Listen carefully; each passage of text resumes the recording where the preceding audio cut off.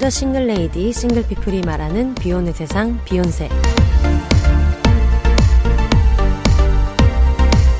안녕하세요. 저는 해방촌 비욘세입니다.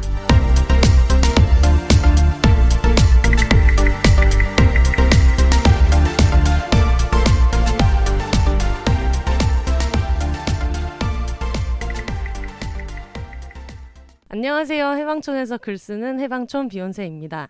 비욘세 51회는 문학동네에서 나온 새 책, 핫하기로 소문난 책, 박선영, 유지영 작가님의 책 말하는 몸과 함께합니다.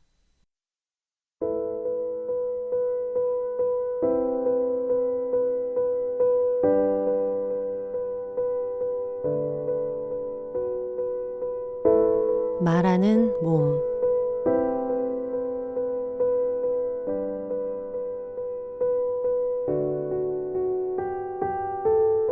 몸에 대한 만성적인 우울감부터 몸의 기능을 발견하고 사용하는 즐거움까지 이 시대를 함께 살아가는 여성들의 생생한 몸 이야기, 말하는 몸을 소개합니다.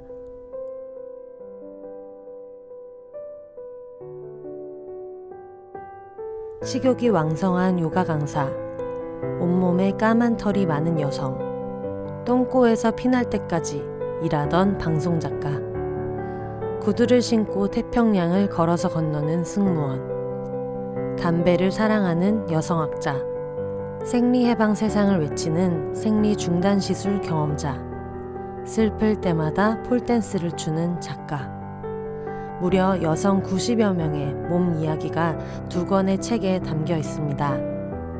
함부로 말해줬던 몸에 대해 스스로 말하기로 한 여성들, 여성이 묻고 여성이 답하는 어디에서도 나누지 못했던 몸 이야기. 몸에 대한 최초의 기억은 무엇인가요? 당신의 몸에 대해 하고 싶은 말이 있나요? 지금 온오프라인 서점에서 말하는 몸을 만나보세요.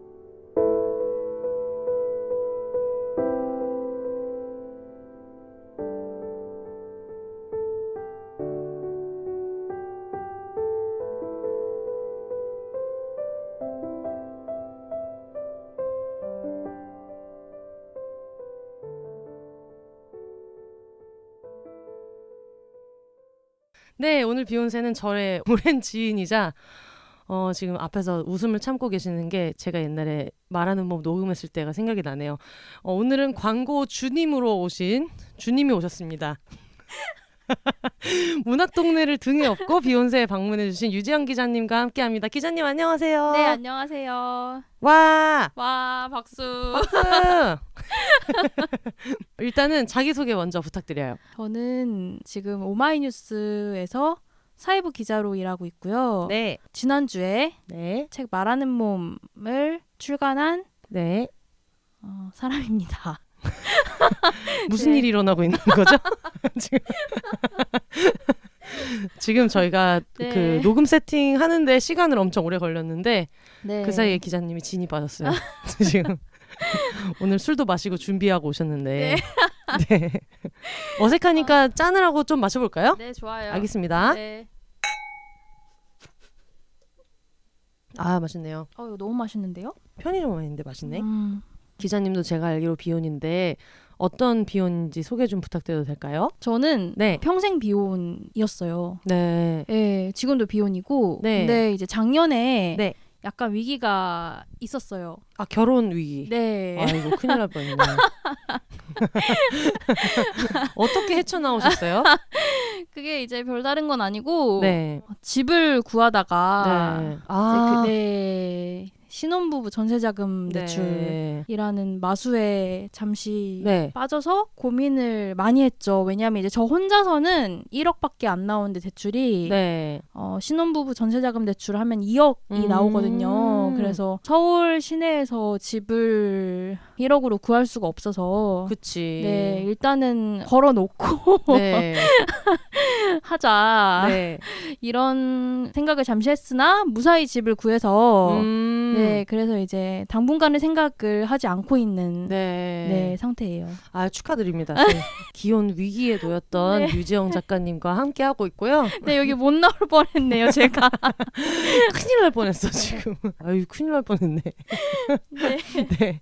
사실 제가 아까 저의 지인이기도 하다고 말씀드렸는데 책 말하는 몸을 광고하러 나오신 건 맞는데 실제로도 말하는 몸을 빼고서는 좀 이야기하기가 어렵잖아요. 네, 그쵸. 네, 그래서 일단 말하는 몸은 저희 광고 들으셨다시피 88명의 여성이 자신의 이제 몸 이야기를 고백한 팟캐스트고 이게 책으로 지금 나온 건데 전 되게 좋았던 게 그냥 팟캐스트를 줄여놓기만 한 게 아니라 어떻게 이 여성들을 만났는지를 적어 놓으셨더라고요. 네네. 그래서 특히 제 챕터에서 저와의 인연을 좀 더 각별하게 써놔서 좀 기분이 우쭐한 부분이 있었어요.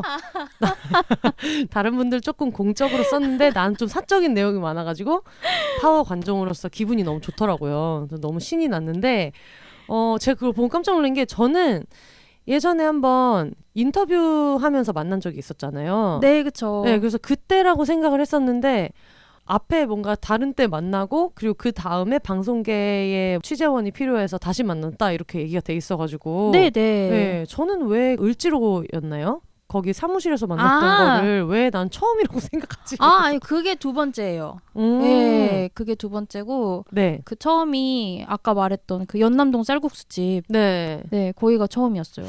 리틀 파파포였나요? 네, 맞아요. 이거 나가도 돼요? 나가 문학 동네만 뭐 화내지 않으시면 다 나가. 네, 리틀 너무 맛있잖아요. 어제도 네. 먹었단 말이에요. 리틀 파파포. 네.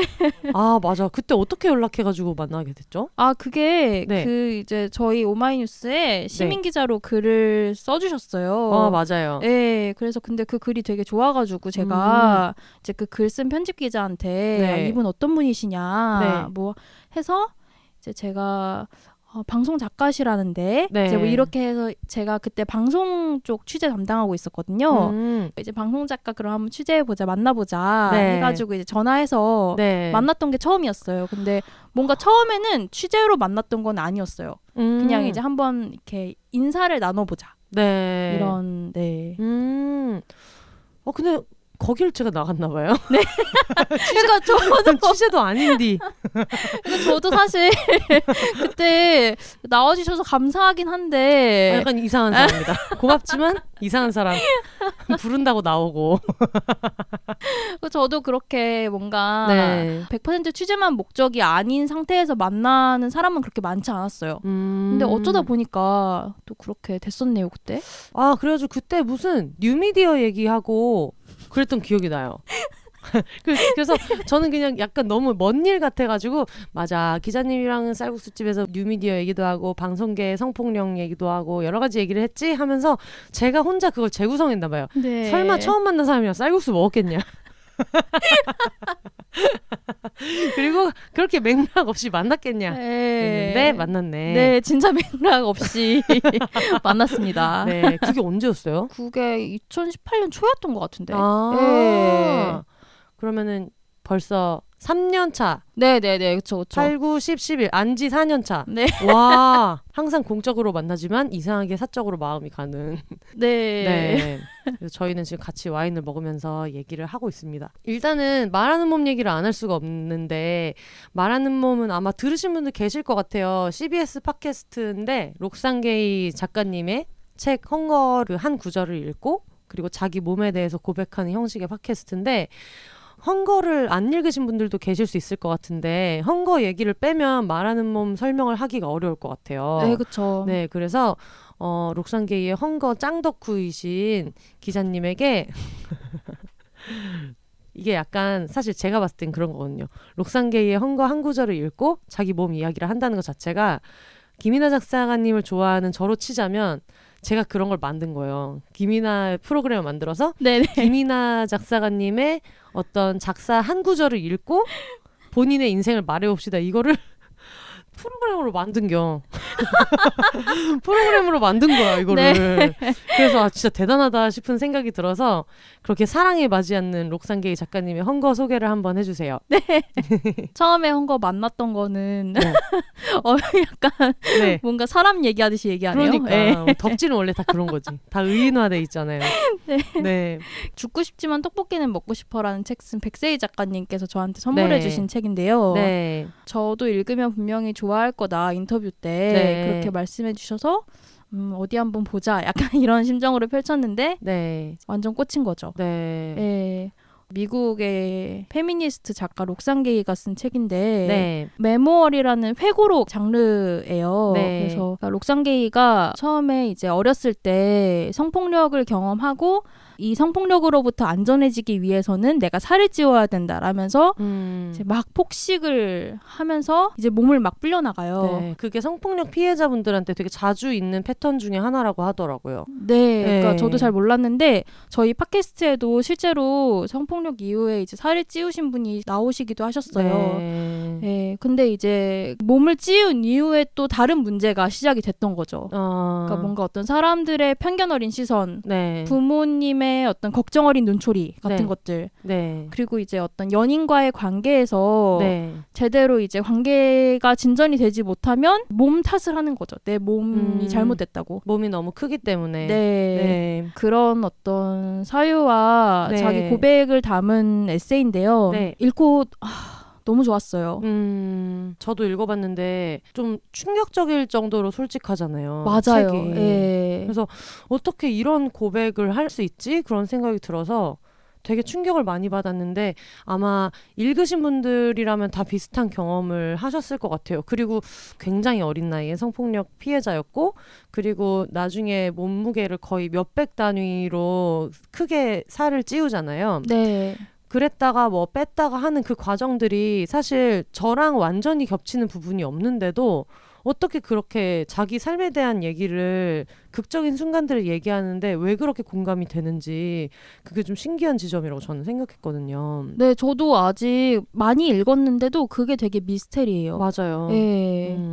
이번에 책을 보니까 2018년 7월에 접했다고 나와 있더라고요. 네네. 네, 근데 아까 저희가 얘기했던 제가 처음 만난 것으로 잘못 기억하고 있었던 방송계의 성폭력 이야기를 했던 게 네. 기사 나간 거를 제가 찾아보니까 2018년 4월이었어요. 그때 그 당시에 막 미투 얘기도 많이 나오고 저는 그때 익명으로 해주실 거죠? 라고 해놓고 지금 와서 지가 그 중에 한 명이 나라고 입을 털고 지금 앉아있는데 실제로 방송가에도 그런 일들이 워낙에 많고 뭐 출연자나 또 심지어 프로듀서 뭐 어떤 형태의 어떤 일을 하고 계시는 분들한테든 방송계 자체에 성폭력 사례가 되게 많아서 어떤 성폭력 피해자라는 거를 스펙트럼을 어떻게 둘지는 모르겠지만 어쨌든 저도 성희롱에 가까운 이야기도 들어본 경험이 있고 네네. 비슷한 걸 겪은 친구들이 굉장히 많았어서 이제 그런 이야기들을 저도 작가 동기들한테 좀 수집하고 해서 인터뷰를 했었는데 그러고 나서 7월에 이제 헝거를 접하고 그 팟캐스트를 만들고 이런 과정을 들어보니까 2018년이 기자님한테 되게 여러 가지 생각이 많이 스친 한 해였겠다는 생각이 들더라고요. 네, 맞아요. 네. 그러니까 2018년 가을에 네. 이제 지금 책 같이 쓴 박선영 PD랑 만나서 기획 시작했으니까 네. 그 이전에는 사실 굉장히 혼란스러웠었던 걸로 기억해요. 그 미투가 있었고 저도 이제 몇 가지 제보를 받아서 방송계 내 성폭력 취재를 했었고 그 제보 중에는 근데 사실 이제 기사화되지 못한 것들이 대부분이었어요. 네, 그래서 이제 굉장히 이게 진짜 왜 기사화되지 못할까? 네. 그러니까 이런 어떤 답답함 속에서 이제 기획 기사들을 막 준비하고 있었고 네. 이제 그런 과정에서 작가님도 만났었고 네. 약간의 혼돈의 시기에서 이제 헝거를 만났고 팟캐스트를 기획했고 이런 이제 시간들을 보냈던 것 같아요. 그래서 이 팟캐스트에 아까 얘기했던 88명의 여성분들이 나오셨잖아요. 사실 저는 이게 록산게이의 헝거가 88개 챕터여서 88명을 만났다는 걸 몰랐거든요. 네. 나중에 기자님 다른 책을 보고 알아가지고 이게 보통 덕후가 아니다 이 사람이. 이게 약간 원래 덕후들이 그런 어떤 조그마한 막 포인트에 집착하고 어디 나온 기호에 집착하고 이런 게 있잖아요.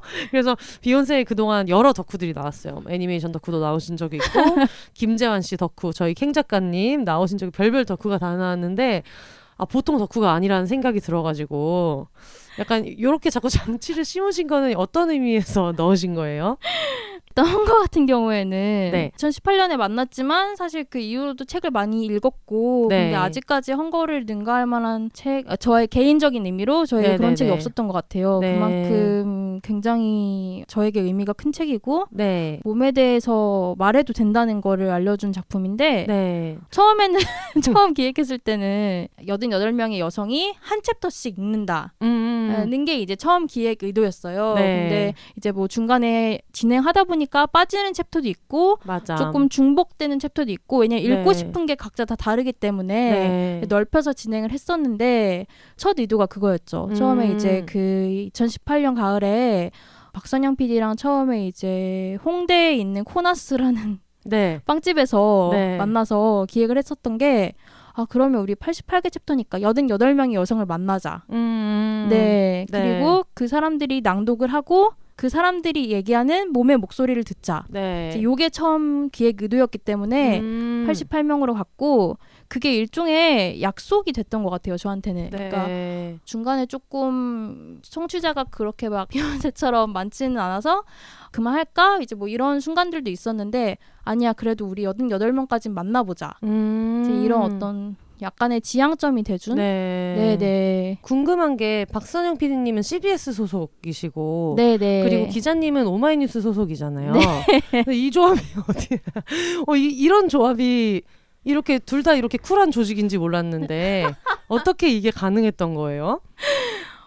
이거 참 회사 선배들이 보시면은 그 오마이뉴스가 조금 더 자유로운 조직인 것 같아요. 약간은 주말에는 네. 제가 자유 시간이잖아요. 네. 그러니까 제가 주말에 녹음을 했거든요. 그래서 주말에 예를 들면 뭐 녹음을 토요일에 뭐 4개 뭐 이런 식으로 네. 조금 몰아가지고 진행을 했었고 선배들도 응원해 주시는 분들이 있었어요. 네, 이렇게 너가 이거 하는 거에 대해서 나도 좋은 의미라고 생각하고 네. 지지한다. 약간은 방목이지만 네, 그래도 관심을 갖고 지켜봐 주시는 선배들 많았고 그리고 이 팟캐스트가 CBS 팟캐스트이기 때문에 네. 이제 박순영 PD님도 본업이 있고 네. 약간 이걸 이제 조금 주업이 아닌 상태에서 네. 하느라고 주말에 많이 하셨죠. 네. 거기 지금 저희 친구들이 굉장히 많이 나와 있어요. 혜영 언니, 피우다 혜영 언니도 나와서 여성의 어떤 섹스, 자위에 대한 자기 몸에 대한 이야기를 했고 개간홀로 이진성 편집장님, 짐송님도 나오셔가지고 얘기를 했었고 뭐 레즈비언, 젠더퀴어, 뭐 트랜스젠더 굉장히 많은 분들의 이야기들이 나왔잖아요. 특히 첫 에피소드였나? 두 번째가 그 위안부 생존자 이용수님이 나오셨잖아요. 네, 맞아요. 진짜 와 이게 목소리의 힘이라는 게 이런 거구나. 그래서 그분 목소리가 나오는 순간 누워 있다가 앉아서 듣게 되는 네. 그런 게 있더라고요. 되게 단단하고 그런 분부터 뭐 이슬아 작가님, 뭐 요조님, 장혜영 의원님 뭐 이런 분들도 계셨고 엄청난 유명인 분들도 계셨지만 또 그동안 우리가 당사자로서 이야기를 들을 수 없었던 분들 얘기도 되게 많았는데 이 많은 분들을 어떻게 섭외했는지도 되게 궁금해요. 절반 정도는 박순영 PD님이 섭외를 하셨고 절반 네. 정도는 제가 섭외를 했던 것 같아요. 네. 저 같은 경우에는 네. 저의 친구나 취재원들이 좀 있었고 네. 섭외를 어떻게 그렇게 할 수 있었냐는 얘기를 사실 질문을 많이 듣는데 네. 저희는 조금 많이 기다렸던 것 같아요. 그러니까 어. 예를 들어 이분을 진짜 섭외하고 싶다라고 확신이 드는 경우에는 네. 최대 반년 정도까지 정말? 네. 네. 기다리고 전화하고 이런 얘기 나갈 거다. 네. 이런 건 어떠냐. 자유롭게 말씀하셔도 된다. 네. 이런 소통 과정을 전화로 이제 계속 한 뭐 몇 달가량 섭외를 한 경우도 있었고 네. 그렇게 해서 안 된 경우도 사실 있어요. 네, 안 된 경우도 있지만 네. 최대 반년 정도 걸렸고 네. 섭외가 거의 절반 이상이기 때문에 보통 인터뷰에서는 네. 작가님도 너무 잘 아시겠지만 맞아요. 네, 시간도 가장 많이 썼고요. 네. 네, 그렇게 해서 진행됐던 팟캐스트였던 것 같아요. 아마 뭐 뉴스 프로그램이라든지 지금 박선영 PD님이 하시는 네. 아니면 제가 쓰고 있는 기사였으면은 그렇게 하지는 못했을 것 같아요. 아, 정말요? 네네. 저는 반대로 생각했어요. 차라리 그냥 인터뷰를 하고 그 이야기가 텍스트로 나가는 기사였으면은 섭외가 더 쉬웠을 수 있는데 이거는 자기 몸에 대한 얘기를 해야 되고 내 목소리로 말해야 되고 네네. 심지어 방송으로 송출이 되는 거니까 모두가 이렇게 다 말하는 거에서 편하고 자유롭진 않잖아요. 그런 거에서 좀 어려워하시는 분들은 안 계셨어요? 네, 그런 걸 이제 어려워하시는 분들은 사실 좀 거절을 하셨고 중간에 저희가 조금씩 얘기를 했던 부분이 있어요. 뭐 실명으로 나갔다가 익명으로 나가시는 분들도 있었고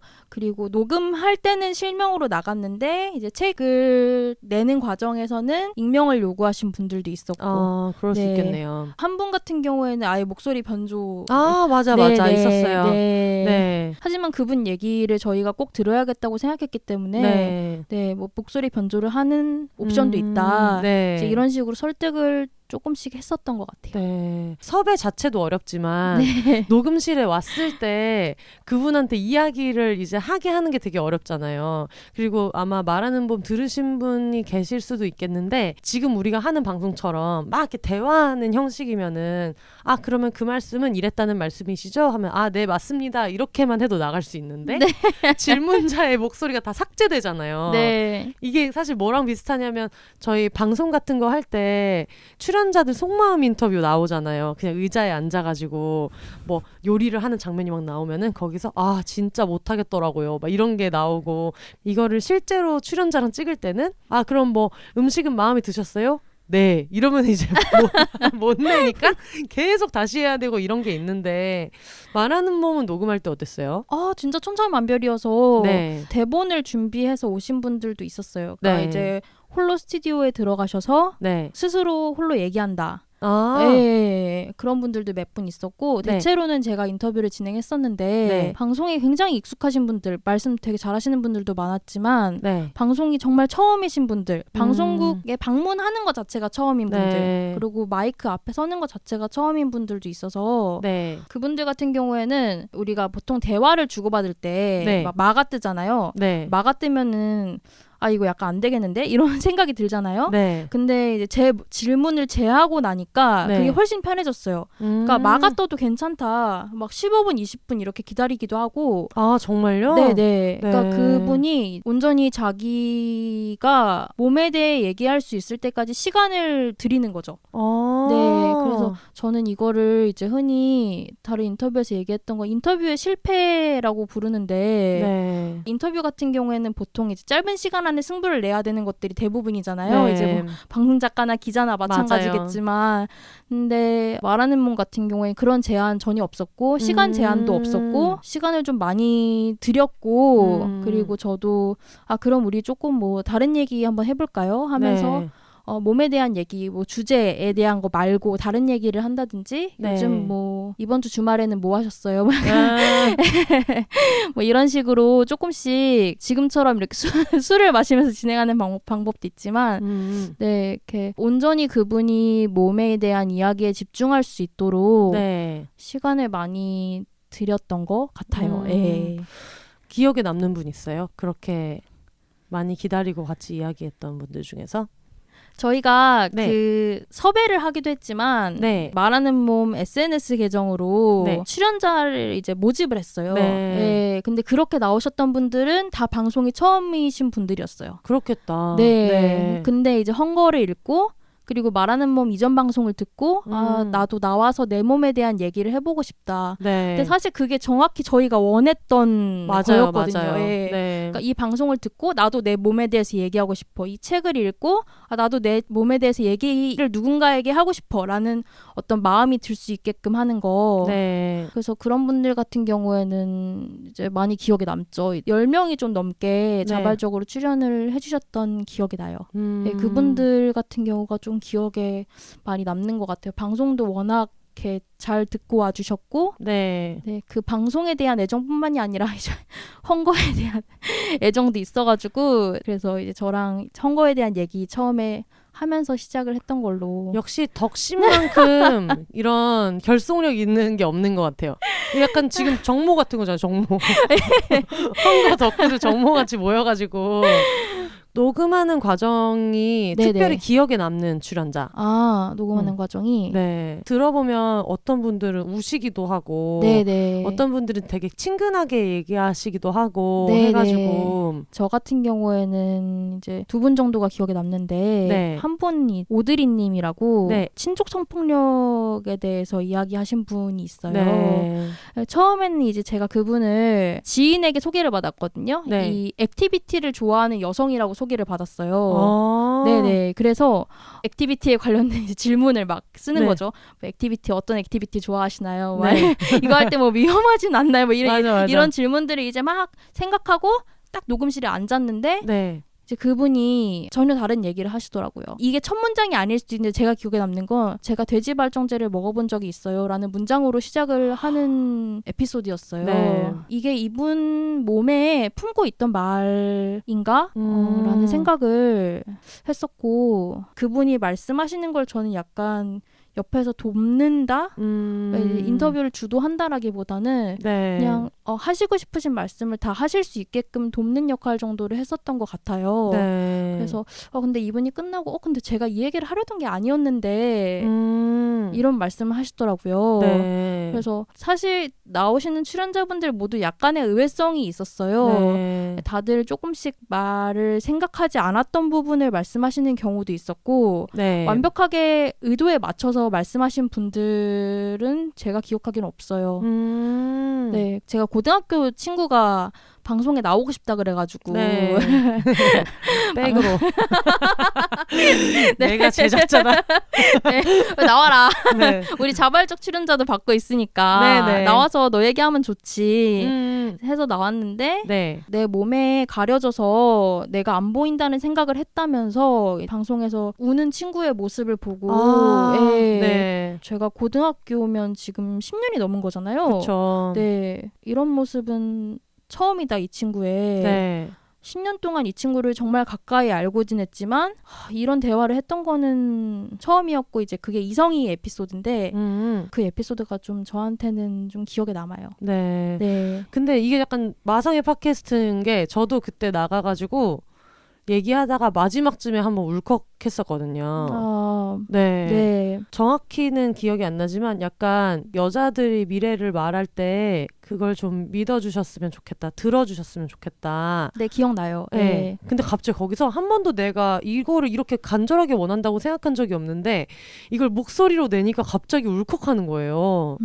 그래가지고 굉장히 울컥하는 바람에 후다다닥 끝는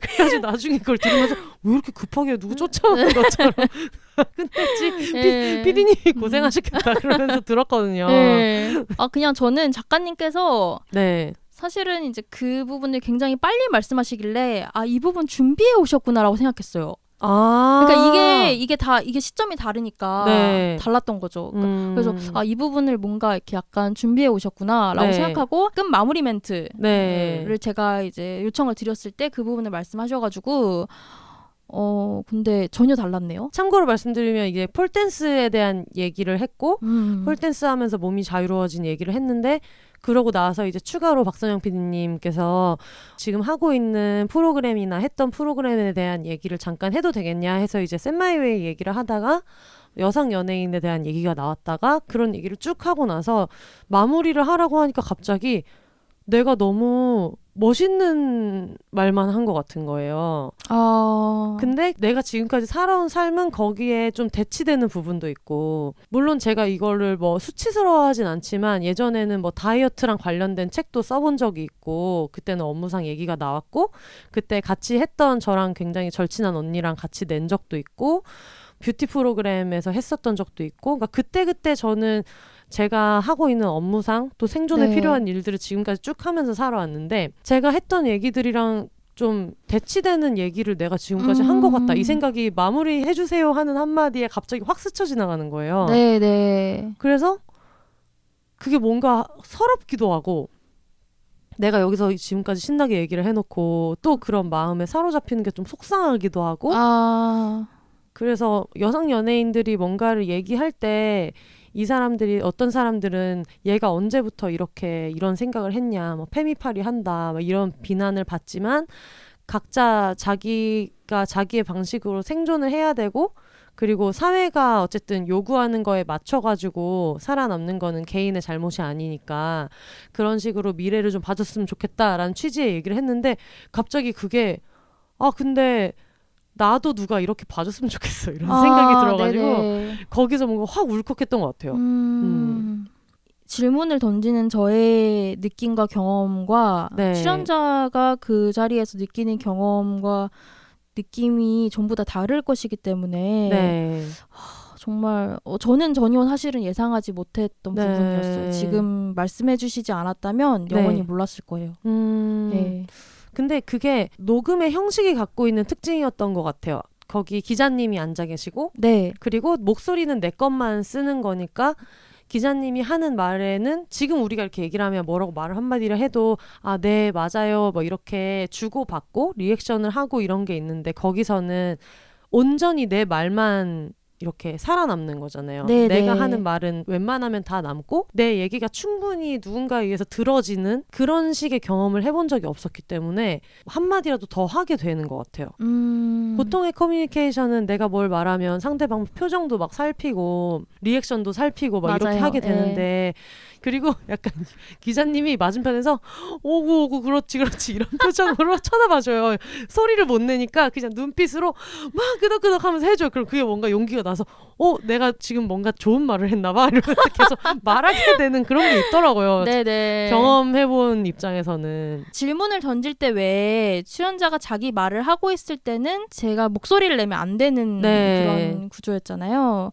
그렇기 때문에 저에게 남는 거 제스처와 눈빛밖에 없어서 네. 이제 막 눈빛으로 제 얘기를 한다든지 고개를 막 이렇게 네. 막 끄덕인다든지 팔을 가지고 이렇게 제스처를 하면서 얘기를 한다든지 이랬던 것 같아요. 근데 아무래도 나오시는 분들이 아까 얘기했던 것처럼 친족 성폭행 피해자였었던 분도 있고 난치병에 대해서 전 사실 그 에피소드가 되게 기억에 많이 남았거든요. 아픈 몸에 대해서 고백해 주셨던 네. 분 그리고 성매매 그쪽에 몸담았었던 경험 당사자인 분 봄날님도 나오셨고 네. 그러다 보니까 보통 사람들이 들어주지 않는 목소리의 분들이 많았던 것 같아요.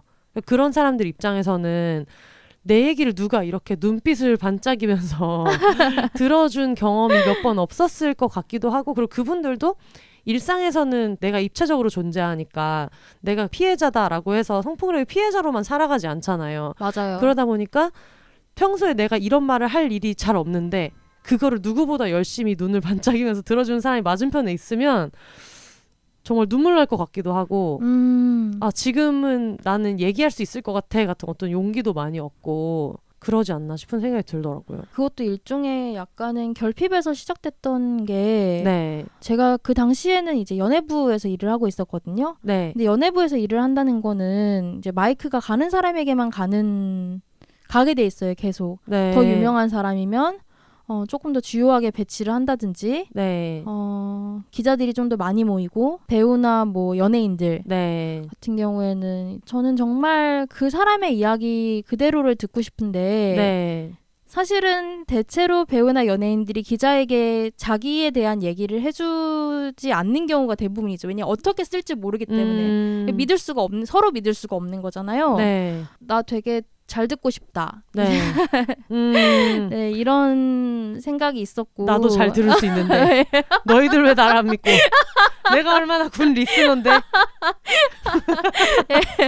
네, 이제 아예 제대로 들을 수 없는 환경이 주어져 있어요. 일단 맞아. 연예인들이 앞에 가면 라운드 인터뷰라고 하는 게 네. 작가님 당연히 아시겠지만 배우 1명 있고 기자는 10명이에요. 네. 그러면은 서로 막 질문을 하려고 하는데 저는 질문을 한 번도 못 하고 이제 그 인터뷰가 끝나기도 해요. 네. 그래서 나도 궁금한 거 있는데 나름 준비해온 거 네. 있는데 정말 잘 듣고 싶다. 어떤 이런 생각들이 좀 결합해서 만들어진 방송인 것 같기도 하고 그리고 사회부에 와서도 사실은 발언 권력이 있는 사람에게 주로 많이 가기 때문에 발언권이랑 발언 권력이 다르니까요. 네네. 나는 이 목소리보다는 좀 다른 목소리를 듣고 싶다는 생각을 많이 했었어요. 들어지지 않았던 네, 목소리. 네. 사실 제가 정말 듣고 싶었던 목소리거든요. 그게. 덕질의 결정판 같은. 나는 내가 사랑하는 콘텐츠에 헌정을 하면서. 근데 88명 이상의 어쨌든 여성들을 만난 거잖아요. 네네. 근데 그분들이 그만큼 나왔다는 거는 어쨌든 이 프로그램의 출연 조건은 그걸 다 읽어야 돼. 왜냐면 헝거를 싹 다 읽어야 돼요. 다 읽고 네. 마음에 드는 구절을 자유롭게 고르시면 돼요 라고 하지만 굉장히 자유로운 것 같은 말투지만 너 이거 다 읽어와라. 저희가 기획안만 2장이었어요. 그래서 처음에 기획안을 이제 읽어주셔야 되고. 맞아. 근데 그게 엄청 덕후 입장에서는 강제로 어떤 나의 아티스트의 작품을 읽게 만들 수 있다는 게 대단히 기쁜 작업이었겠다. 네. 그리고 저는 그것도 기억에 남아요. 저는 이슬아 작가님 네. 나오셔서 엉덩이로 글을 쓰는 자의 이야기를 진짜 해주셨었잖아요. 네네. 그래서 저는 말하는 몸이 되게 특이한 게 어떤 거는 여성으로 사는 나의 뭐 생존권, 인권에 대한 이야기를 하지만 어떤 거는 직업인으로서 새겨들을 말도 굉장히 많았고 그런 게 좀 좋은 경험이었던 것 같아요. 실제로 그거는 네. 제가 몸에 관심이 있기도 하지만 네. 그 직업을 이제 스스로 기자가 원래 되고 싶었는데 네. 사실 매일 힘든 거죠 이게. 네. 기자를 한다는 게. 네. 그래서 그 부분은 저의 관심사랑 좀 맞닿아 있는. 이게 점점 뭔가 가면 갈수록 약간 말리는 기분인데. 네. 덕심으로 똘똘 뭉친 네. 근데 진짜 글 쓰는 분들은 많이 도움이 됐을 것 같아요. 네, 맞아요. 그 에피소드를 많은 분들이 좋아해 주시더라고요. 네. 예. 그리고 저는 그 정혜훈 PD님이었나요? 육식을 하지 않으시잖아요. 네, 맞아요. 네, 정혜훈 PD님 거를 들으면서도 느꼈는데 이번에 책을 읽으니까 너무 다정한 거예요. 그 말하는 방식이. 네. 그래서 저는 그거를 읽으면서 정말 공격을 많이 받으셨을 것이다. 우리가 아까 그런 얘기 했잖아요. 네. 내가 그냥 아까 밥 먹으면서 잠깐 얘기했던 게 뭐 예를 들면 저만 해도 저는 비혼이기는 하지만 모두가 비혼하라고 외치는 그런 사람은 아니고 기혼이 잘못했다고 생각하는 사람은 아니고 이렇게 구구절절 자꾸 네네. 그냥 나는 비혼이에요 깔끔하게 말하면 되는데 워낙 이걸 가지고 사람들이 오해를 하고 이러니까 나도 모르게 이걸 구구절절 붙이게 되는데 비건 이야기를 하셨던 게 되게 너무 다정하고 이래가지고 괜히 나도 한번 해볼까 이런 생각이 들 정도로 다정하면서 어떤 단호한 태도를 유지하는 게 진짜 맞아요. 쉽지가 않은 것 같아요. 그러니까 저는 사실 좀 용기가 없어요. 그러니까 네. 주로 사실 패스콜을 하는데 네. 남들 앞에서 내가 이걸 먹고 싶지 않다. 뭐 네. 혹은 몸에 대해서 말하지 말아달라. 네. 이렇게 말할 용기가 없어요. 그래서 계속 뭔가 기자라는 직업이 결국에는 남들의 말을 좀 빌려서 사는 직업이잖아요. 방송 작가도 비슷한 것 같아요. 맞아요. 예. 이분들을 통해서 결국에는 약간씩 좀 용기를 빌린다는 네, 느낌이 좀 들었어요. 네. 예. 근데 어쨌든 그런 분들이 말할 수 있는 무대를 만든다는 데서 저는 제 직업에 좀 자부심이 있거든요. 그쵸. 네, 뭐 사실 샌마이웨이 할 때도 그랬고 너무 멋진 분들이 멋지게 그 메시지를 잘 전달해 주신 게 너무 운이 좋았고 좋은 스태프들이랑 일할 수 있었던 게 되게 좋았고 그랬는데 말하는 몸도 들으면서 그런 생각을 정말 많이 했어요. 이거 할 때 기자님 되게 행복했겠다. 물론 네. 너무너무 고생스러운 거는 당연한 일인데 하면서 진짜 좋았겠다. 네. 네, 매일 이런 얘기를 수집할 수 있다는 게. 네.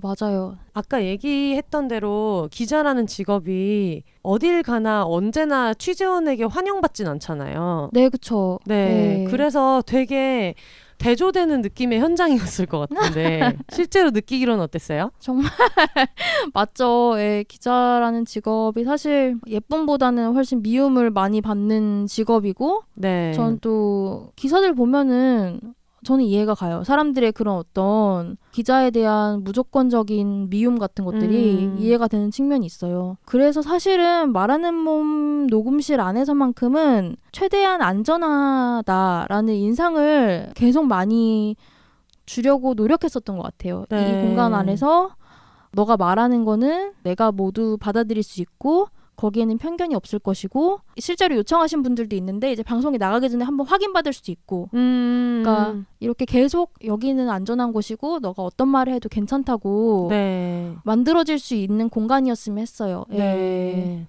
근데 이게 말하는 몸의 체구나 어떤 다이어트, 네네. 체구 그리고 남들이 봤을 때 나의 외모 막 이런 얘기들이 굉장히 많이 들어가잖아요. 아무래도 네. 여성으로서 다른 사람들이 나를 끊임없이 평가하고 근데 나는 거기에서 완전히 자유로울 수 없고 그런 이야기들도 있고 또 한편으로는 하지만 나는 더 자유로워졌다. 너무 많은 걸 신경 쓸 필요가 없다. 이런 메시지를 주는 분들도 있잖아요. 네네. 그러면은 어쨌든 기자님인 동시에 여성으로서 몸을 안고 사는 존재로 좀 생각의 변화 같은 게 생기나요? 일단은 말하는 몸을 하면서 저에게 생긴 가장 큰 변화는 네. 사실 지금 이렇게 말을 하는 거예요.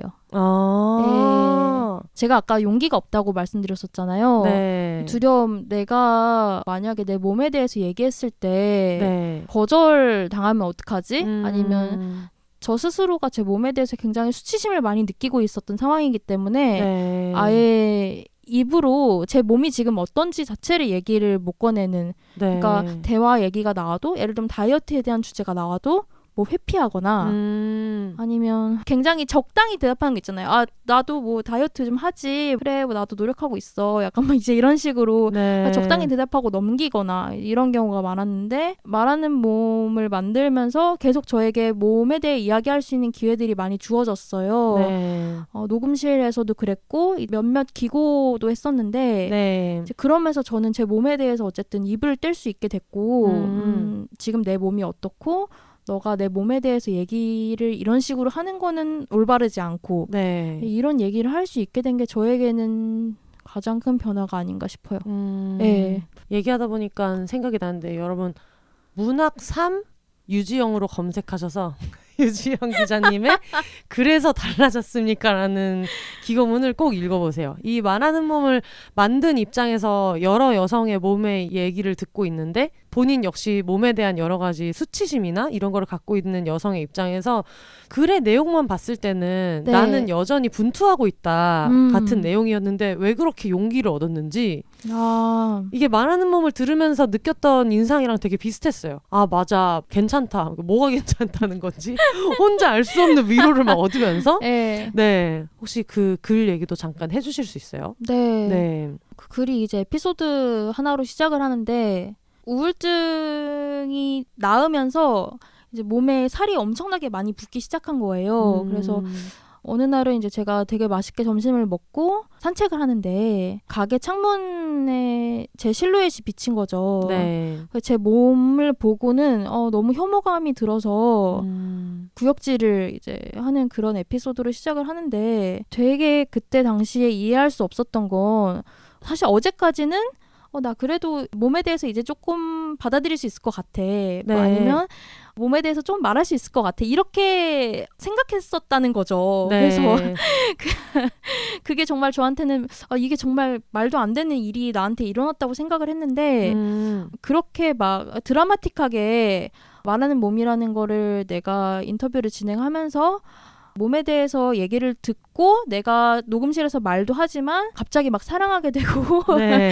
막 드라마틱하게 나아지지는 않는다는 거죠. 사실은 그 일화를 보고 제가 좀 깨달은 게 있어가지고 이제 그때 기고를 했었던 거였어요. 네. 그것뿐만이 아니라 이제 제가 과거에 어떤 느꼈던 몸에 대한 수치심들 다이어트 약을 먹으면서 손을 제 입안으로 집어 넣어서 토했는데 그 순간에 느꼈던 기쁨의 감정 그러니까 내가 이렇게까지 의지가 있는 사람이구나라는 걸 느꼈던 거. 그러니까 사실 그 입으로 손 넣어서 토하면 되게 비참할 것 같은데 그 순간에는 그런 어떤 기쁜 감정이 들었었다는 거. 이런 일화들이 그 글에 제가 최대한 솔직하게 쓰려고 했고 네. 약간 말하는 몸에 나왔던 출연자분들이랑 그리고 이제 록상게이의 네. 힘을 빌려서 네. 고백을 했었죠. 네, 5가지 힘을 하나로 모아가지고. 근데 사실 그게 본질인 것 같아요. 몸에 대해서 아무리 좀 더 자유로워질 수 있게 도움이 될 만한 많은 응원의 메시지를 들어도 네. 사회가 여성한테 가한 압박이라는 거는 그렇게 몇 사람의 몇 마디로 해소되는 일이 아니잖아요. 네. 네, 근데 그럼에도 불구하고 그게 어떤 결정적인 순간에는 힘이 될 때도 있고. 제가 최근에 느낀 거는 네. 우리 사회가 끊임없이 여성의 몸을 굉장히 개인화하려고 시도를 많이 했었던 것 같아요. 너가 노력해야 되는 몸은 어떤 정직하다라든지 아니면은 뭐 몸은 너의 어떤 습관의 결과라든지 사람 인생에 마음대로 되는 게 몸뚱아리 하나는 있다. 무슨 말이야? 자기계발 담론인데 결국에는 네. 그러니까 저도 왜냐하면 노력하는 사람이고 싶거든요, 사실은. 네. 근데 말하는 몸을 88명의 여성들을 만나고 인터뷰를 하면서 제가 최근에 느꼈던 건 사실 네. 이 개인화된 몸을 우리가 사회적으로 계속 바꿔야 된다는 생각이 들더라고요. 네. 네네네. 예를 들면 몸은 사실 굉장히 개인적이지만 또 동시에 정치적이기도 하잖아요. 맞아요. 네, 그렇기 때문에 이 여성들이 공동의 증언을 한다면 이 몸이 사회적인 몸으로서 네, 의미가 생길 수 있다라고 생각을 최근에 이제 방송을 다 끝내고 책을 다 쓰고 과정에서 조금씩 하게 되는 것 같아요. 기자님의 몸에 대한 얘기도 해보고 싶어요. 직업인으로서. 왜냐면 저는 사실 방송작가가 어떤 분들은 방송작가에 대해서 갖고 있는 편견이 남성이 주로 많은 정직원인 PD를 서포트하는 네네. 여성, 일용직 프리랜서. 예전에는 정말 실제로 남성 비율이 압도적으로 높았고 지금은 막 이 말하는 몸 쓰신 박선영 PD님을 포함해서 훌륭한 여자 PD님들 워낙 많이 계시지만 그래서 그때만 해도 그렇기 때문에 저는 체구가 크잖아요. 그래서 이게 특히 막내 때 야, 쟤네 팀 막내 작가 되게 크다. 엄청 크다. 네, 그리고 뭐 하다못해 회식을 해도 뭐 막내가 걸그룹 노래 좀 불러봐부터 시작해서 그런 것들이 실제로 존재하는 곳이 방송국이고 지금도 나아지고는 있지만 완전히 나아졌다고 말하는 거는 무책임하다고 저는 생각하기 때문에 근데 또 반대로 기자님도 어쨌든 그 전쟁터 같은 곳에서 아까 얘기하신 대로 하다못해 무슨 연애 쪽 취재 한 번을 할 때도 발언의 기회를 얻으려면 진짜 쉽지 않고 그런데 특히 어떤 사회 정치적인 현장에 갔을 때는 네네. 굉장히 홀대받을 때도 있고 네. 예전에 제가 한번 트위터에서 기자님 트위터를 보고 이렇게 문전박대를 막 이렇게 당했다고 막 기자님을 둘러싸고 사람들이 막 이렇게 얘기했던 경험도 있고 네네. 이런 이야기를 들으면서 기자님은 또 저랑 반대의 어떤 그런 경험이 있을 것 같은 거예요. 실제로 어땠어요? 그게 그러니까 제가 사실 그 경험을 잊고 있었는데 여기서 다시 떠올랐던 게 그게 성평화 아니요 아니요 성평화 포럼이라는 거였어요. 네. 그러니까 성평등이 아니라 성평화가 필요하다라는. 너무 투명하다. 네, 그쵸. 단어를 네. 너무 투명하다. 거기에는 네. 이제 반동성애, 동성애는 실제하지 않는다라고 생각하는 그룹과 종교인들이 모여서 이제 저를 둘러싸고 네. 너가 오마이뉴스 기자냐 이제 이런 얘기를 하면서 취재를 할 수 없다 여기서는 이런 얘기를 했었던 기억이 있고 네. 아예 그 벽에 붙어 있었어요. 뭐 어떤 매체는 여기서 취재할 수 없다. 네. 저희가 이제 주로 페미니즘에 대한 기사를 좀 많이 쓰다 보니까 이제 네. 그분들이 그 기사를 되게 못마땅하게 생각을 했던 것 같아요. 네. 그래서 거기가 사실 국회였거든요. 근데 근데 국회에 토론회를 열면서 기자 출입이 안 된다는 거는 사실 들어본 적이 없어서 사적 공간이 아니니까. 네, 그렇죠. 왜냐하면 그것도 이제 국회도 사실 그 의원들이 빌려주는 거거든요. 네. 장소를. 저는 이게 무슨 소리일까? 이게 좀 뭐라고 얘기하는 걸까? 약간 네. 이렇게 하면서 저희 부장한테 전화를 했고 네. 이제 부장이 바로 바꿔줬고 다음에 저도 이제 의원실 쪽에 문제 제기를 했었죠. 네. 이걸 빌려준 의원실에서 뭐 이런 식으로 취재를 막는 건 좀 아니지 않냐. 네. 그래서 결국 들어갔어요. 사실. 네. 결국 들어가서 기사도 썼고 네. 검색하면 나와요. 근데 성평화에서 반동성애라는 게 너무 웃기네요. 네. 그러니까 동성애를 삭제하면 평화가 찾아온다. 뭐 이런 로직인가 봐요, 대충? 네. 그렇구나. 사실 이제 주류 매체가 아니다 보니까 네. 방송사 기자들 같은 경우에는 굉장히 큰 커다란 카메라를 메고 네. 되게 방송사 기자들도 양복 같은 거를 입고 이제 오는 경우가 많잖아요. 네. 권위를 나타낼 수 있을 법한 옷을 입고 네, 차지하는 네. 공간도 좀 크게 큰 카메라 메고. 네, 맞아요. 네. 그래서 이제 와서 리포팅을 하는데 그거에 비하면 전 되게 초라해 보이는 거예요, 현장에서. 아. 예를 들면 제가 이제 해고 노동자를 취재 갔다든지 아니면 세월호 유가족을 취재 갔을 때 저한테 기자님 뭐 힘내라고 이렇게 말씀해 주시는 분들도 계셨어요. 그래서 네. 사실 이제 제 취재원한테는 저도 좀 뭔가 커 보이고 싶은데 약간 위험을 보여주고 싶은데 네. 믿을 만한 어떤 그쵸. 저도 이제 나도 기사 잘 쓸 수 있어 이렇게 이제 네. 뭔가 보여주고 싶지만 그분들은 도리어 약간 저를 조금 걱정해 주시는 분들도 있었어요. 예. 네. 그런 경우에는 뭔가 기분이 되게 묘하죠. 감사하면서도 아 뭔가 나도 잘할 수 있는데라고 생각을 하곤 하죠. 확실히 저도 예전에 그런 느낌이 제일 싫었던 것 같아요. 나는 프로페셔널로 여기 와 있는데 그냥 어린 여자애 같이 보는 느낌을 받을 때 네네. 네.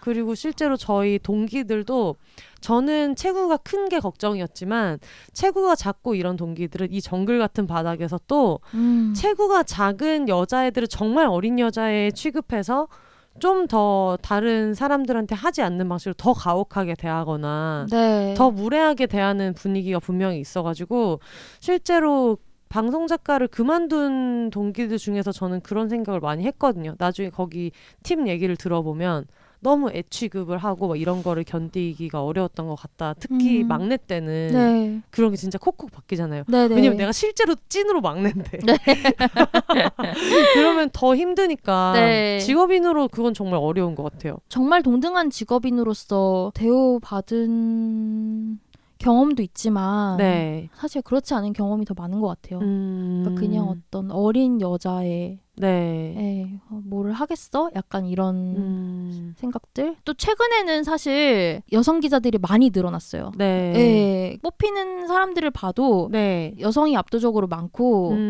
헤드들은 남성인 경우가 대부분이지만 네. 저는 향후 몇 년이 있으면 이 네. 분위기가 굉장히 많이 또 바뀔 거라고도 생각해요. 예, 굉장히 거친 현장에 가도 대체로 다 현장에 온 기자들이 여자 기자들인 경우가 대부분이에요. 네. 네네. 그래서 저는 특히 방송국에서는 그걸 보고 느껴요. PD님들이 여자분들이 굉장히 많아진 거. 네네. 옛날에는 진짜 당연히 제가 정말 방송국에 많이 들리는 얘기 중에 제일 싫어하는 말이 프로그램의 아빠가 PD라면 엄마는 작가다. 제가 진짜 제일 싫어하거든요. 그 얘기를. 그 안에는 그런 게 있는 거예요. 출연자나 뭔가 상황이 뜻대로 안 될 때 가서 뭔가 아유 그냥 좀 해줘 이런 걸 하는 거는 작가들이 하고 네, 뭔가 중요한 순간에 출연자 컨트롤이 안 될 때 최종 보스처럼 나와가지고 이런 식으로 진짜 하실 거예요? 는 PD님이 하고 약간 그런 식으로 생각하는 분들도 있었고 가부장적인 가정에서 이루어지는 것처럼 이 가부장에게 뭔가를 허락을 받으려면 사근사근하게 뭔가 좋은 말투로 진짜 소위 말하는 말 예쁘게 해가지고 돌려 말해야 되는 그런 게 예전에는 있었거든요. 네. 근데 지금은 그런 게 실제로도 많이 없어지고 있어가지고 저도 좀 옛날이랑 진짜 많이 달라지고는 있다. 물론 갈 길이 멀지만 달라지고는 있다. 그런 생각하고 있거든요. 네, 몇 년 지나면 정말 더 많이 달라져 있을 것 같지 않아요? 네, 일단은 그 리더 자리에 많이 좀 시니어 자리에 네, 여성들이 맞아요. 많이 올라가는 건 정말 중요한 것 같아요. 근데 이 기자 일 얘기를 하다 보니까 책에서 제 부분 챕터 앞에 아까 저만 특별히 사적으로 써준 것 같아 정말 좋았다라고 했던 부분 중에서 깜짝 놀랐던 게 전화하는 거 싫어하신다고. 아, 네네네. 제가 전화하는 걸 진짜 싫어하거든요. 그래서 거기 그 내용도 있더라고요. 가끔은 전화 받지 않기를 바랄 때가 있다. 근데 제가 항상 그래가지고 일 때문에 전화를 해놓고 통화 연결은 2번 듣고 끊고 부재중 보고 전화하겠지. 그러니까 내가 걸어서 이렇게 설득하는 대화를 하기가 너무 피곤한 거예요. 네네. 전화하는 걸 정말 싫어하는데 기자분들 입장에서는 되게 힘들지 않아요? 그게 싫으면? 아, 그쵸. 그런 게 제일 좀 힘든 것 같아요. 통화기 너머의 상대방은 네. 엄청 절박해요. 막 이게 당장 기사가 돼야 되고 아니, 통화기 너머가 아니더라도 비단 뭐 얘들 만나서 내 옆에 있는 상대방은 엄청 절박해요. 기사가 당연히 돼야 되고 될 수 있을 거라고 믿고 있어요. 네. 하지만 그게 기사화돼서 이어지는 경우는 사실 굉장히 드물어요. 그 마음을 다 알겠거든요. 그 네. 마음이 다 저한테 오거든요. 네. 저도 너무 기사로 하고 싶어요. 네. 하지만 그렇게 할 수 없을 때가 저는 좀 가장 힘든 것 같아요. 그게 성폭력 취재를 하면서 사실은 좀 그런 경우가 많이 있었거든요. 네. 이제 미투 운동이 있었을 때도 저희 매체에 이제 제보가 왔었어요. 네. 해외에 계신 분이랑 10번 넘게 통화를 하고 정말 이거 만들 수 있다. 같이 한번 만들어 보자. 네. 이렇게 했는데 이제 마지막에 뭐가 하나가 잘 안 돼서 그게 결국 기사로 나가지 못한 거예요. 네. 그래서 정말 너무 그럴 때는 진짜 좀 도망치고 싶어요. 예, 이 모든 것으로부터 예. 아마 그런 경험이 전화하는 걸 싫어하게 되는데 영향을 준 것도 있을까요? 네, 왜냐면 이게 확실히 내가 이거를 좋은 기사로 만들 수 있어라는 어떤 확신 같은 것들이 네. 없기 때문인 것 같아요, 저한테. 근데 내가 노력하면 할 수 있겠지라고 하지만 이걸 100% 약속은 할 수 없는 거잖아요. 네. 네, 그렇기 때문에 그런 망설임들이 스스로를 되게 곤혹스럽게 만드는 것 같아요. 네. 네. 근데 그럼에도 불구하고 기자로 사는 보람이 있다면 약간 어떤 게 있을까요? 왜냐면 저는 이걸 왜 꼭 물어보고 싶으냐면 기자님은 좀 티가 나거든요. 어떤 기자 부심 이런 것도 티가 나고 얘기를 해보면 그 취재원에 대한 애정이 진짜 많아요. 특히 말하는 몸 이번에 책이 저는 진짜 좋았던 게 각자가 고백하는 이야기들이 스크립트가 들어있고 그 앞에 내가 이 사람을 어떻게 만났는지 그런 내용들을 써놓았잖아요. 네. 그게 너무 한 사람 한 사람한테 애정이 많이 느껴져가지고 저는 사실 저는 12살 때부터 기자가 꿈이었어요. 어. 기자라는 게 되고 보니까 그렇게 썩 좋은 직업은 아닌 것 같아요. 아니 근데 그건 모든 직업이 맞아. 모든 직업 안 그런 직업 세상에 어디 있어. 심지어 막 가수들도 예. 가수가 이런 건 줄 알았더라면 내가 왜 5살 때부터 가수가 되고 싶었을까 이런 얘기를 다 하시니까요. 정말요? 아니, 그럼요. 너무 다행이다. 이게 생활의 영역으로 들어오고 그 직업의 민낯을 이제 보기 시작하면 네. 이 드라마 만든 놈들 가만 안 둬. 내가 그거에 속아가지고. 그래서 뭐 다른 직업은 좀 다른가? 뭐 변호사는 좀 다를까? 뭐 아무튼 뭐 이렇게 자꾸 상상의 나래를 펼치는데 어쨌든 네. 저는 진짜 어렸을 때부터 기자가 되고 싶었고 네.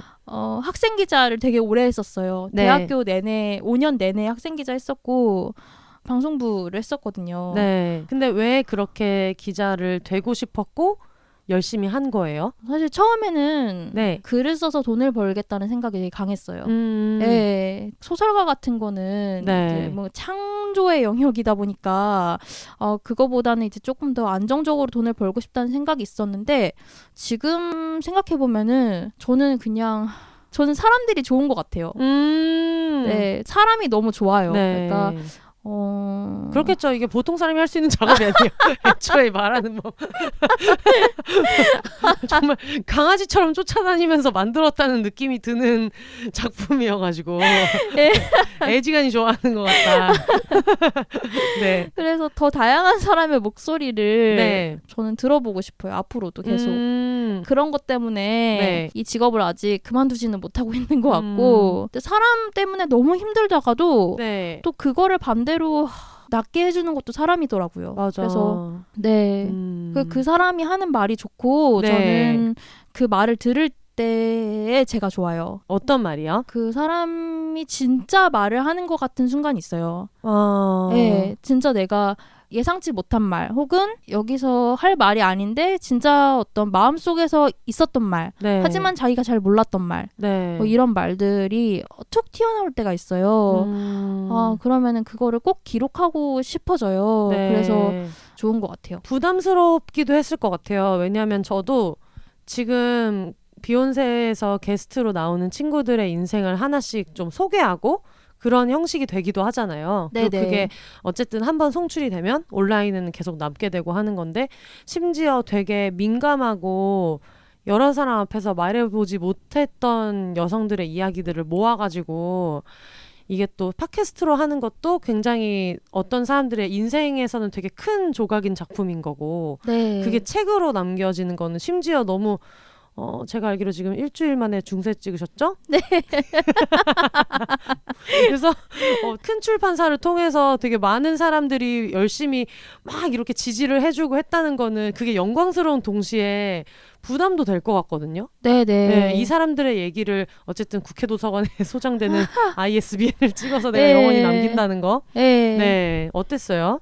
사실 그래서 한 2분 정도는 그 과정에서 이제 동의를 해주지 않으셨어요. 그럴 수 있다고 생각해요. 네, 저도 네, 충분히 너무 이해가 가서 네. 이거는 설득이 필요한 게 아니라 그냥 그 사람의 의사를 물어보고 안 되면은 그냥 접어야 되는 거예요. 네. 그래서 설득이 전혀 필요한 게 아니었고 제가 조금 집착했던 부분 중에 하나가 이제 동의를 받는 과정이 네. 그러니까 진짜 구간마다 동의를 받았던 것 같아요. 뭐 네.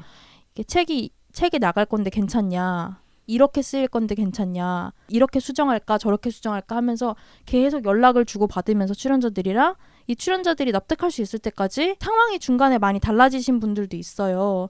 그래서 그런 거 같은 경우에 조금 덜어내고 네. 뭐 불편한 부분들 같은 경우에는 조금 더 하기도 하고 뭐 이러면서 이제 서로 왔다 갔다 하면서 주고받으면서 그렇게 작업을 했었던 것 같고 그래서 저는 이제 동의받는 과정을 조금 많이 중요하게 생각했던 것 같아요. 왜냐하면 그게 이 사람의 삶이니까 네. 이게 책이라는 건 도구가 될 수도 있는 거잖아요. 네. 그러니까 그 삶을 해치는 네. 그렇기 때문에 정말 조심해야 된다고 생각했어요. 근데 기자님 그게 한두 명도 아니고 그 동의의 과정이 곱하기 만약에 3번을 물어봤으면은 88 곱하기 3이잖아요. 네네. 엄청난 작업이었을 것 같은데 그걸 본업을 하면서 어떻게 같이 했어요? 그게 네. 일단은 말하는 몸 녹음할 때 네. 녹음이 한 2년 정도 진행되다 보니까 네. 녹음이 다 끝나고 시간이 좀 남는다 싶은 거예요. 정말? 말하는 몸 녹음할 때는 이제 뭐 출연자가 쓴 책을 읽는다든지 네. 이제 그 인터뷰를 준비를 하잖아요. 네. 그런데 말하는 몸 끝나고 나니까 뭔가 갑자기 할 일이 없어. 주말에 맨날 녹음을 하다. 허전. 그렇게 일 중독이 된다. 네, 그래서 근데 동의 과정은 저랑 박선영 PD랑 당연히 나눠서 같이 했는데 네. 길게는 1주일, 2주일 정도 걸려서 했고 네. 근데 저는 정말 좋았던 게 그 과정에서 출연자분들이 정말 응원을 많이 해주셔가지고 아니 그리고 저는 아까 듣다가 놀란 게 놓칠 뻔했는데 두 분은 아무래도 책으로 엮이는 건 안 될 것 같다라고 하셨잖아요. 네네. 그럼 그게 두 분인 게 신기한 게 아니고 86분이 이게 나가는 걸 동의해 주셨다는 게 저는 너무 대단한 것 같은 거예요.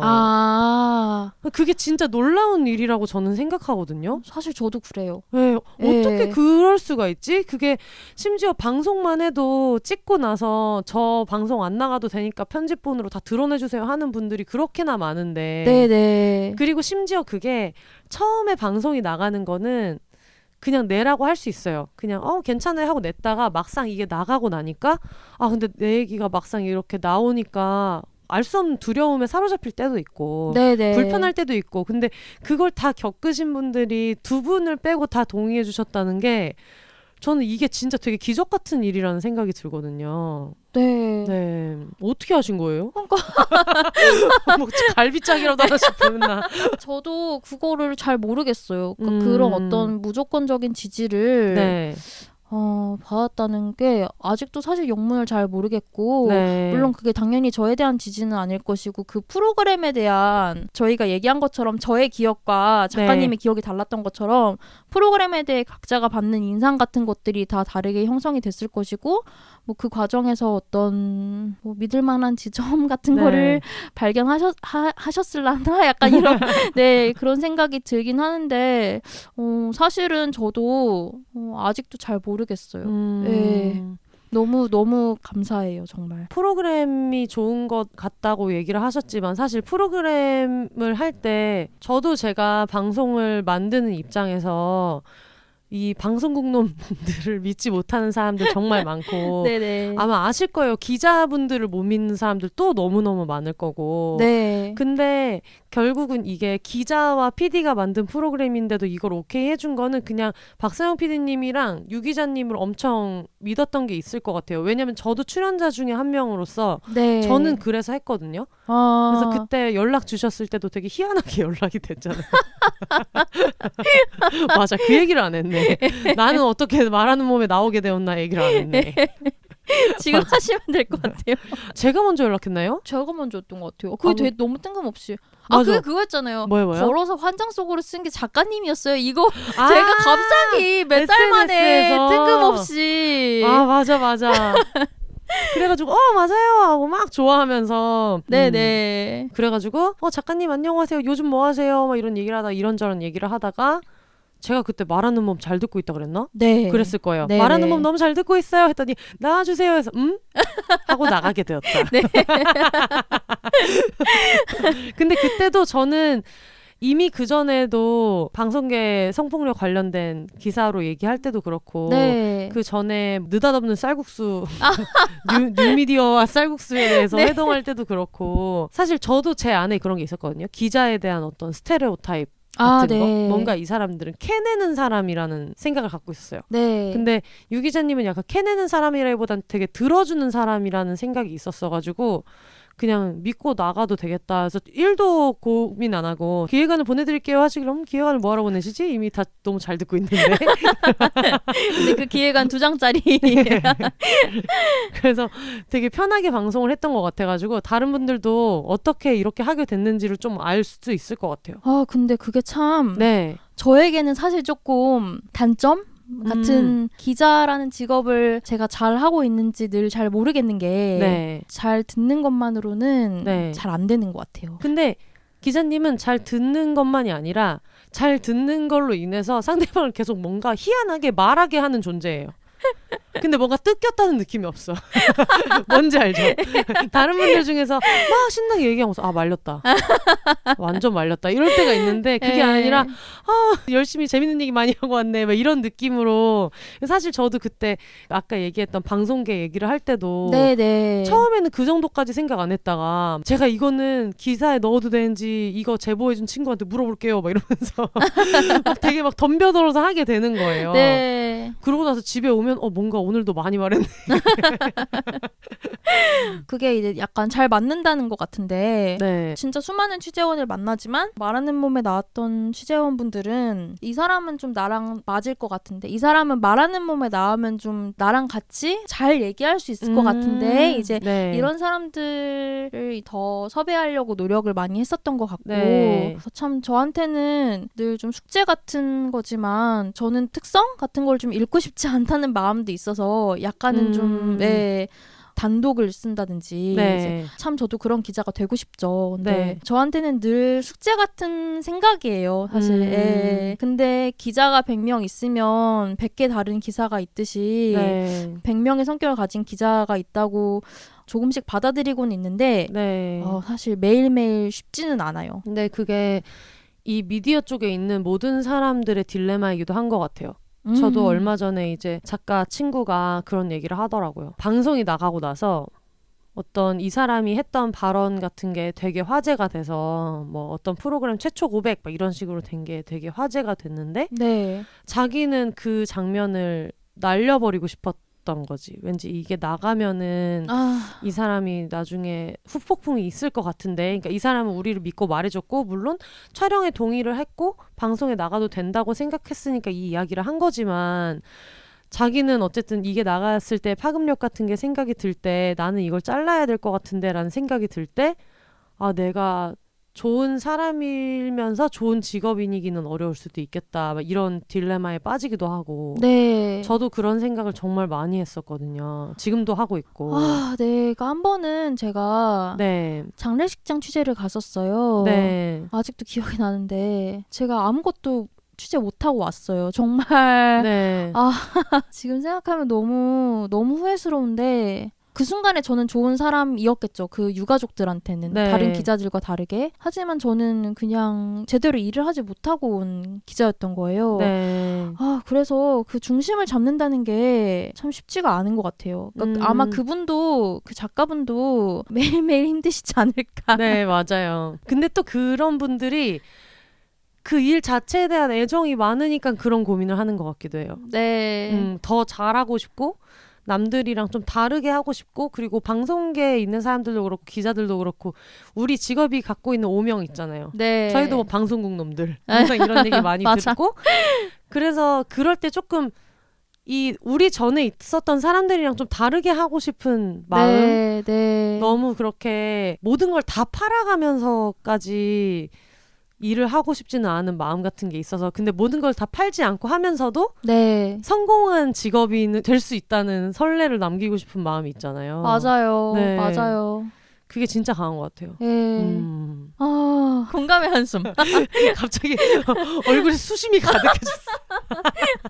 아 맞다. 저 근데 제가 5년 차인가? 6년 차 때 네. 출연자한테 너무 부당하게 너무 좀 가혹하게 인터뷰를 하고 가혹한 상황으로 몰아넣는 것 같다는 생각이 들어가지고 네. 그거를 되게 진지하게 선배랑도 상담하고 나 이거 그만두고 싶다. 나 저런 사람들이랑 똑같이 묶이는 게 싫다. 막 이런 얘기도 막 해가면서 아, 그게 진짜 딜레마일 때가 있었어요. 출연자가 네. 되게 상처를 받았는데 그것 때문에 막 속상해서 얘기를 했더니 선배가 그러는 거예요. 네가 좋은 작가라는 증거고 네가 이렇게까지 고민을 하는 거는 근데 중요한 건 너무 열정적이면 항상 네가 질 거야. 그랬어요. 저한테. 너무 맞는 말이다. 그러니까 어느 순간에는 그냥 기계적으로라도 너가 직업인으로서 해야 되는 선택을 하지 못하면 너는 너의 열정 때문에 계속 질 거야. 이 얘기를 한 적이 있어요. 네. 그러면서 선배가 왜냐면 내가 너 때 그런 식으로 졌거든. 그런 얘기를 해주더라고요. 그 얘기가 되게 기억이 오래오래 남아가지고 네. 근데 아마 그 선배도 계속해서 자기도 같은 고민을 하고 있기 때문에 그 얘기를 해준 것 같기도 해요.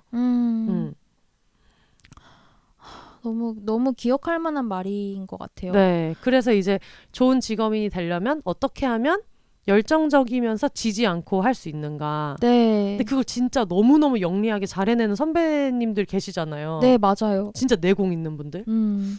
나는 언제 그런 사람이 되나? 갑자기.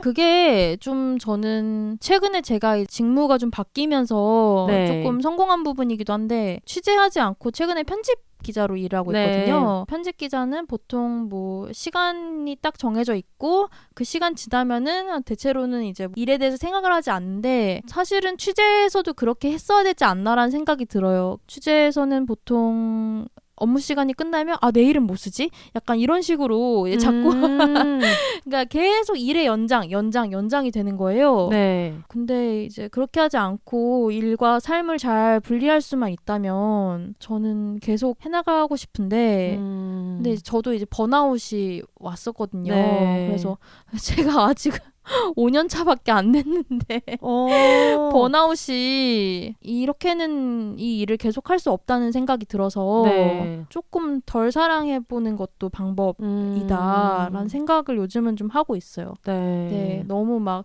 일과 자신을 동일시하지 말자고 네. 일하면서 계속 좀 새기고 있어요. 네. 네. 그래서 저도 기억에 남는 게 제가 일 처음 시작했을 때 첫 팀에 있는 선배님을 제가 엄청 존경하는데 심지어 연차는 저보다 훨씬 선배님인데 저랑 동갑이에요. 근데 저는 지금도 친구처럼 말할 수가 없는 게 너무 저한테는 큰 분이어가지고 네. 많은 거를 가르쳐 주셨고 근데 그분이 처음에 저랑 만난 지 얼마 안 됐을 때 말씀해 주셨던 게 네가 이 일을 하다 보면은 진짜 많이 바쁠 텐데 제가 이 얘기를 전에 했었는지 모르겠는데 되게 많이 바쁠 텐데 좋은 일에서는 네가 안 가더라도 예를 들면 뭐 그 친구들 결혼식이나 좋은 일은 네가 일 때문에 안 가도 그래도 뭐라고 안 하지만 네가 아끼는 사람들의 슬픈 일에는 팽개치고 가야 된다. 누가 뭐 부모님이 돌아가셨다거나 막 그런 얘기를 해주면서 제가 이제 시작하는 친구인 걸 알았기 때문에 그 얘기를 해줬는데 알고 보니까 그 선배님이 아버지 임종을 못 지키셨더라고요. 그렇구나. 네, 근데 그때 선배들이 무서웠던 건 사실이지만 지금 병원에서 연락이 와서 빨리 가봐야 돼요 라고 만약에 말했다면 보내주셨을 거래요. 네네. 그리고 심지어 안 보내주는 사람이었더라도 팽개치고 간다고 해도 내 커리어가 그 자리에서 끝나거나 그렇게 하지 않는데 그때는 너무 어린 마음에 내가 이거를 팽개치고 가면 내 자리 없어지면 어떡하지? 뭐. 왜 그런 거 있잖아요. 사람들이 네네.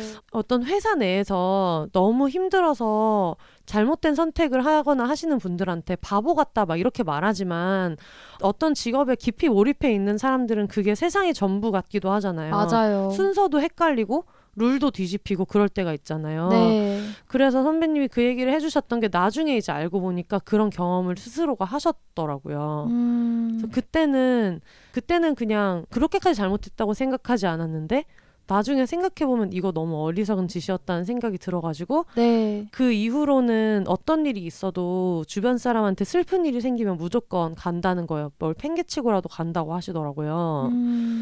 근데 그분이랑 네가 너무 열정적으로만 일하면 네가 항상 질 거야 라고 얘기했던 선배님이 동일 인물이거든요. 아, 그렇구나. 그래서 그분은 너무 일을 사랑하고 후배들도 너무 사랑하고 일하는 내내 제가 그분이 후배들 소위 말해서 잡는 걸 본 적이 없어요. 항상 따뜻하게 얘기해주고 해서 일을 잘하면서도 저렇게 다정할 수 있구나 하는 걸 알려주신 분이기도 하고 그런데 첫 프로그램에서 그분을 만났던 게 제가 지금까지 오래 일할 수 있는 원동력이라고 저는 생각하거든요. 네. 네. 요즘 좀 느끼는 건데 네. 24시간 일에 대해서만 생각하면 일을 엄청 잘할 것 같은데 실제로는 그게 또 그렇지가 않더라고요. 맞아요. 작가님께서도 느끼시겠지만 오히려 일과 삶이 적절히 분리돼 있을 때 조금 더 힘을 빼고 일에 조금 더 몰입할 수 있는 그런 경지는 오지 못했지만 어쨌든 이제 그걸 조금씩 느끼고는 있거든요. 네. 네. 그 얘기를 들으니까 좀 이해가 돼요. 저도 사실 비욘세를 하면서 제가 담당하는 프로그램을 할 때가 이쪽도 집중을 잘하고 저쪽도 집중을 잘하거든요. 그래서 아마 아까 제가 도대체 본업을 하시면서 말하는 몸을 어떻게 만드셨냐라는 게 제 친구들이 저한테 야 너는 비욘세 하면서 방송 어떻게 하냐 얘기하는 거랑 되게 비슷한 것 같다는 생각이 들었어요. 바보 같은 질문을 했네. 이게 자문자답이다. 뭐야. 근데 저는 그게 너무 생각이 나요. 말하는 뭐 녹음할 때 네. 되게 엄숙한 분위기에서 저도 되게 긴장해서 가가지고 막 할 말 정리해갖고 와가지고 둘이 앉아서 기자님이 작가님 제 목소리는 안 들어가니까 이렇게 하시면 됩니다. 그래서 네 하고 일단 자기소개를 부탁드려요 했는데 제가 되게 엄근진 엄숙하고 근엄하고 진지하게 네 안녕하세요. 저는 방송작가 비욘세고요. 걸어서 환장 속으로 썼고 지금 난 슬플 땐 봉춤을 춰를 하고 있는데 앞에서 너무 묵음으로 웃으시는 거예요. 그게 너무 웃겨가지고 다시 하겠습니다. 아니 제가 실제로 웃음이 좀 많고 웃는 거 되게 좋아하는데 네. 이제 그 방송에서는 그러지 못하잖아요. 네. 근데 그렇게 해서 정말 웃음을 참느라 진짜 눈물이 날 것 같은 에피소드가 몇 개 있었어요. 네. 그 중에 하나였고. 네. 웃다가 심각했다가 웃다가 심각했다가 웃다가 심각했다가 반복하고 있어요. 네. 그래서 저는 아까도 되게 웃겼던 게 여러 번 보내드렸다. 그 녹취해서 쓴 내용을 정리한 네네. 다음에 괜찮은지 예전이랑 상황이 바뀌어서 뭐 빼달라는 분도 계시다 이 얘기 하셨잖아요. 네네. 기억나세요? 제가 뭐 고쳐달라고 했는지? 제가 지금 제 몸무게는 68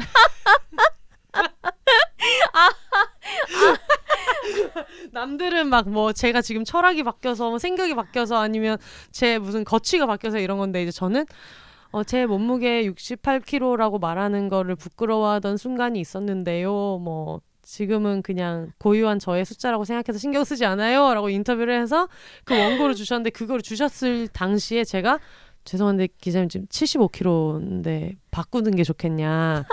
업데이트 해야 되는 거 아니냐. 맞아. 그래서 나는 그게 매일 쓰면서 막 너무 웃긴 거예요. 뭐 네. 카카오톡으로 얘기했구나. 네네. 그걸 이제 톡으로 보내드리면서 보통 뭐 이거보단 멋있는 피드백들을 주고받겠지. 그래서 68kg 나가 있지만 여러분 제가 항상 팟캐스트에서도 말씀드리듯이 저는 현재 77kg 중에 내가 제일 차밍한 77kg. 하지만 무릎이 아파오기 시작해서 다이어트를 시작했다. 네. 네, 그렇습니다. 아, 근데 그때 또 제가 되게 대답을 네. 좀 진지하게 드렸던 것 같은데. 아니 근데 진지하게 질문했어요, 저는. 아 진짜로. 뭐 바뀐 사항이나 있으면 알려주세요. 바뀐 사항이 있긴 있는데. 네. 근데 또 팟캐스트를 기초로 한 거니까 그대로 나가야 되는 게 맞는 건 어떻게 해야 되지? 그래서 네. 일단 그 고백하듯이 고해성사하듯이 주님 고백할 게 있습니다.